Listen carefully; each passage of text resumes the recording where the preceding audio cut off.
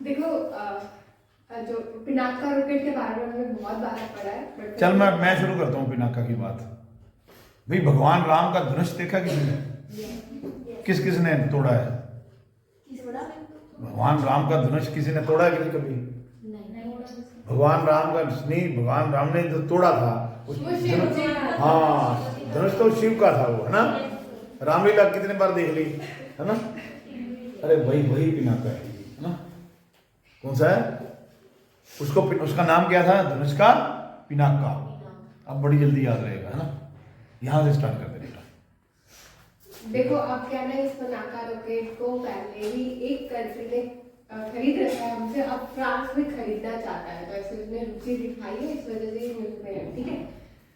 अब France evaluating India's Pinaka rocket system for its use, ठीक है? तो फ्रांस भी जो है ना इस पिनाका रॉकेट का डिमांड कर रहा है कि वो हमारी कंट्री में भी होना चाहिए, ठीक है?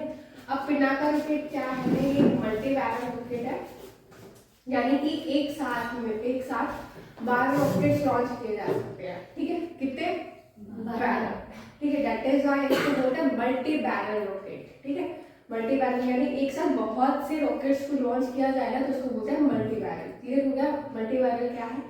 तो वही चीज बता रहे हैं कि जो फ्रेंच आर्मी ऑफिसर है वो भी अब डिमांड कर रहे हैं, they also want this Pinaka rocket, ठीक है? एंड अब एक और चीज याद रखना, अर्मेनिया एक कंट्री है, उसने पहले ये जो पिनाका रॉकेट है उसको खरीद चुका है, यानी कस्टमर रह चुका है हमारे पिनाका रॉकेट का। अब देखो अर्मेनिया और अजरबैजान में कॉन्फ्लिक्ट चल रहा है, ये पता है आप लोगों को? किस कंट्री को लेके? एक नगर्नो कर्नो जो कुछ ऐसा कुछ कंट्री का नाम है, प्रॉब्लम में प्रोनाउंसिएशन नहीं आती, तो इन शॉर्ट ऐसी कुछ कंट्री है, तो उस कंट्री को लेकर के डिस्प्यूट चल रहा है उनके बीच में, ठीक है? अर्मेनिया और अजरबैजान के बीच में। तो वही अर्मेनिया ने भी उस मल्टी बैरल रॉकेट को खरीदा था फ्रॉम द इंडिया, एंड वहाँ पे भी अच्छा काम कर रहा था वो multi barrel rocket. That is why जो फ्रांस के ऑफिसर है वो भी डिमांड कर रहे हैं कि ये रॉकेट हमारे पास में होना चाहिए। क्लियर हो गया क्यों न्यूज में है? अब देखो जो पिनाका रॉकेट है इसको डेवलप किसने किया था?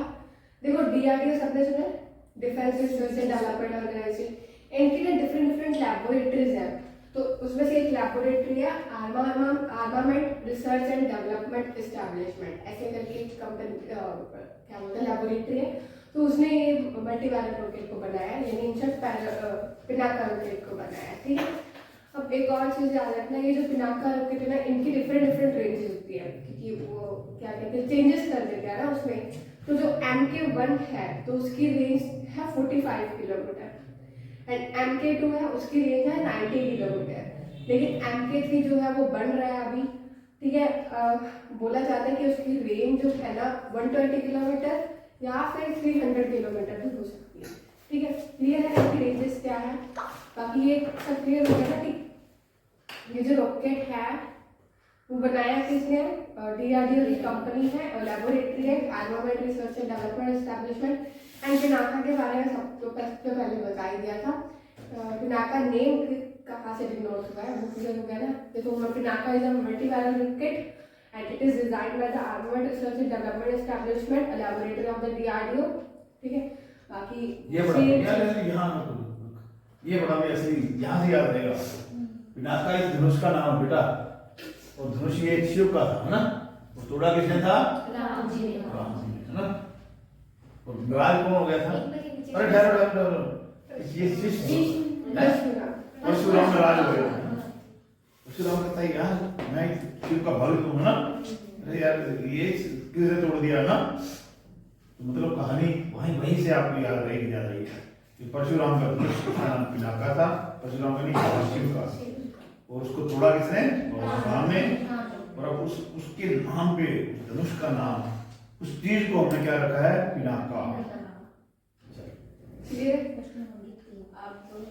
देखो एक साथ में देखो 1 2 3 4 5 6 7 यानी एक साथ 12 रुपए यूज कर सकते हैं, क्लियर है?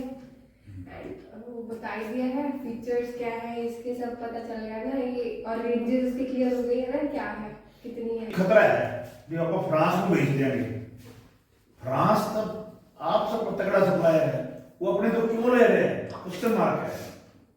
क्वेश्चन मार्क ये है बेटा कि हो सकता है वो यूक्रेन का दोस्त है।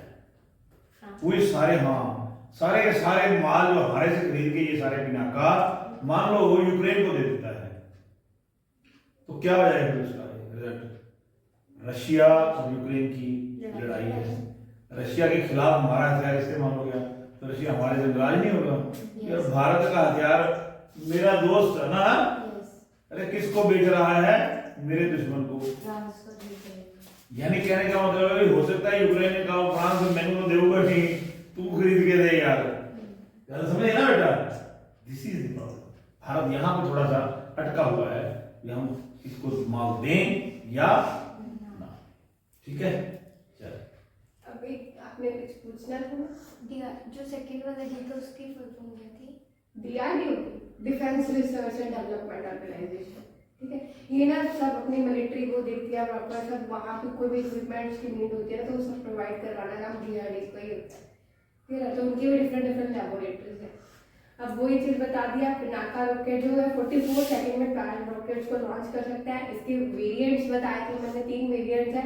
MK1 की रेंज 45, MK2 की रेंज 90 एंड MK3 की रेंज के बारे में नीचे बताया है। देखो, the first variant is expected to have a range of 120 kilometre और जो MK3 उसका जो सेकंड वेरिएंट होगा या सब्सिक्वेंट वेरिएंट होगा उसकी भी 300 किलोमीटर। क्लियर है? तो ये चीज़ थी, वो कल वाला बलूचिस्तान वाला है। बाकी वो अर्मेनिया वाला बता दिया है ना, अर्मेनिया ने भी अपने से खरीद रखी है। अर्मेनिया और अजरबैजान का डिस्प्यूट चल रहा है ये नगर्नो कराबख को लेकर। ठीक है, तो ये डिस्प्यूट है, बस ये पता क्लियर हो गया क्या है प्रॉपर। नेक्स्ट है अपना कुछ बोलना है? हाँ ठीक है। Can India get rich before growing old? कहता बूढ़ा होने से पहले पहले क्या भारत अमीर हो पाएगा। अमीर हो पाएगा? देखो, एक ना टर्म है डेमोग्राफिक डिविडेंड, उसका मतलब समझो मैंने। डेमोग्राफिक डिविडेंड का मतलब होता है, देखो जितनी पॉपुलेशन है उतनी ग्रोथ होनी चाहिए ना। अगर पॉपुलेशन कम है तो ग्रोथ कम होनी चाहिए। तो इस हिसाब से आज के टाइम पे इंडिया का डेवलप्ड कंट्री नहीं होता। पॉपुलेशन सबसे ज्यादा है तो ग्रोथ भी तो सबसे ज्यादा होगी ना। तो ये टर्म समझ में आ गई, डेमोग्राफिक डिविडेंड क्या है। अब क्या है ना, अनएम्प्लॉयमेंट बढ़ रही है देखा जाए इंडिया में, है ना। तो अनएम्प्लॉयमेंट बढ़ रही है इंडिया में। अगर देखा जाए इन डेटा है तो 3/4 पॉपुलेशन जो है ना वो आज के टाइम पे 15 से लेके 64 तक की एज के लोग हैं। 3/4 पॉपुलेशन यानी कि यूथ है, नौजवान लोग हैं। ठीक है, तो अब ये ग्रोथ कर सकते हैं ना अच्छी खासी।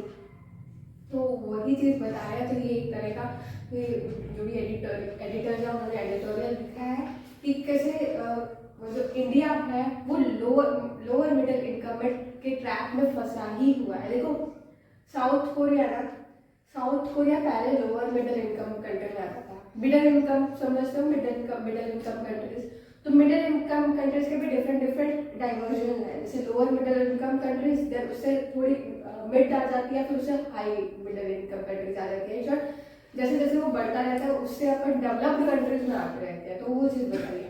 अब इंडिया जो है वो वहीं पे ही ट्रैप हो गया है, ट्रैप हुआ पड़ा है कि लोअर मिडिल इनकम कंट्रीज में ही है, कुछ ज़्यादा काम नहीं हो रहा है। तो अब वो चीज़ बता रही थी कि इंडिया में टोटल फर्टिलिटी रेट देखा जाए तो एवरेज चाइल्ड डिक्लाइन हो रहा है। ठीक है, यानी कि पॉपुलेशन कम हो रही है। ऐसा चीज़ देख रहा है कल परसों हमने साउथर्न कंट्रीज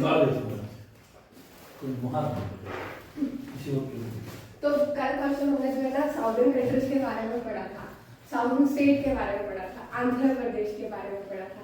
तो आंध्र प्रदेश वाले रीजन में वही चीज़ हो रही थी ना, पॉपुलेशन कम हो रही थी जिससे उनकी ही अफेक्ट पड़ रहा था। तो वो ओवरऑल वही सेम चीज़ें ही बता रहे हैं। ठीक है, तो मैं यहाँ से थोड़ा सा ऐड करूँगा।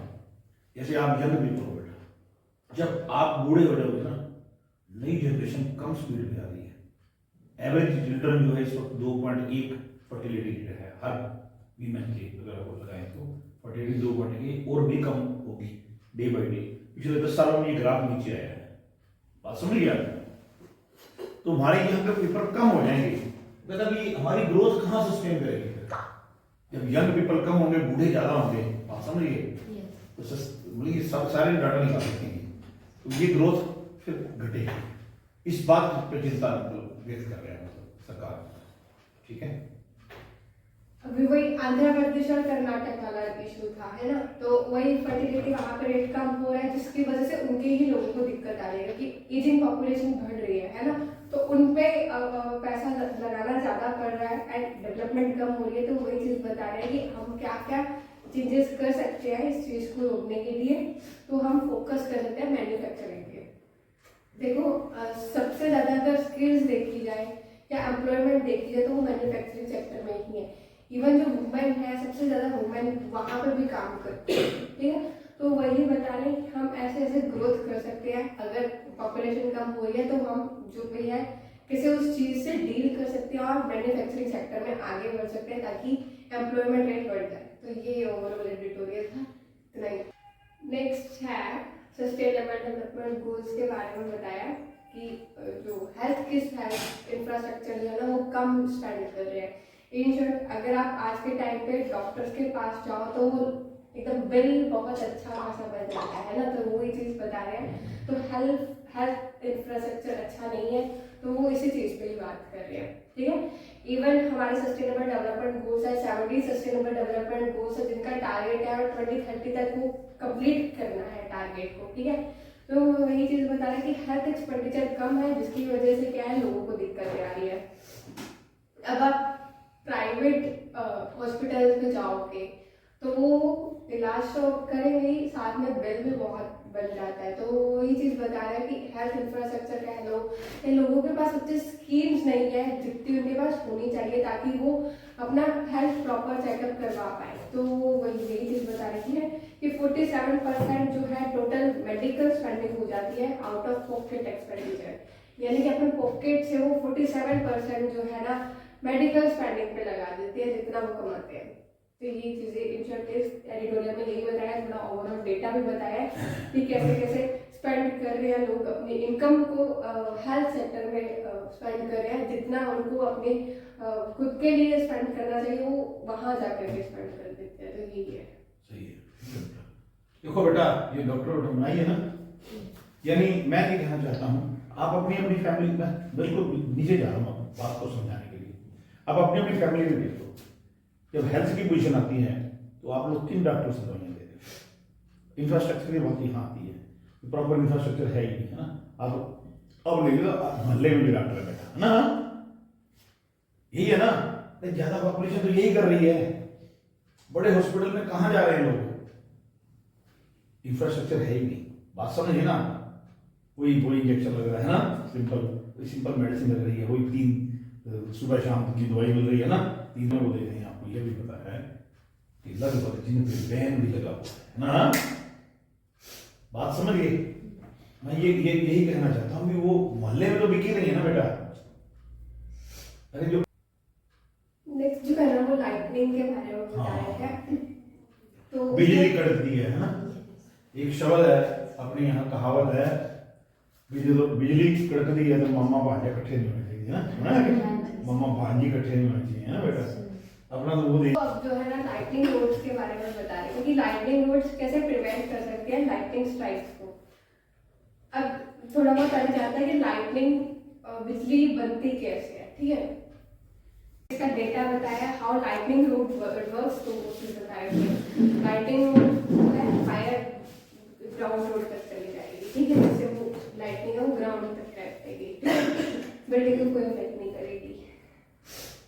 लाइटनिंग होती कैसे है, पॉजिटिव नेगेटिव चार्जेस की इंटरेक्शन से क्लियर हो गया। अब थंडरस्टॉर्म की वजह से जो है वो एक दूसरे से मिल जाते हैं, अट्रैक्ट हो जाते हैं, जिससे क्या है लाइटनिंग हो जाती है। क्लियर हो गया सब। अभी ना इन्होंने कुछ डेटा भी बताया हुआ है कि उड़ीसा में 2023 में क्या हुआ था ना, 2 घंटे में 61,000 टाइम्स लाइटनिंग हुई थी। तो ये डेटा बताया हुआ। बाकी सब क्लियर है ना कि लाइटनिंग रोड का कैसे हेल्प ले सकते हैं एंड लाइटिंग बनती कैसे है। Now next monkey pox.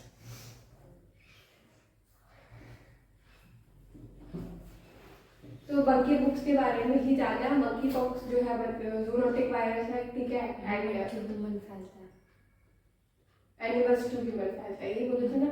तो एनिमल्स टू ह्यूमन फैलता है, ठीक है, एंड ह्यूमन टू ह्यूमन भी फैलता है। इट इज अ ट्रांसमिटेबल ठीक है, वायरस मंकी पॉक्स वायरस है। एंड अब क्या है ना, इसमें म्यूटेशन होते हैं, ठीक है। तो वही चीज़ बता रहे कि जो मंकी पॉक्स है ना उसके केसेस बढ़ ही रहे हैं। एंड मंकी पॉक्स वायरस के बारे में सबको क्लियर है कि इट इज जूनोटिक वायरस। तो कुछ पूछना हो तो इसके बारे में पूछ लो। सुनो, monkey pox is a real zoonotic virus, ठीक है। एंड इसकी फैमिली का नाम क्या है?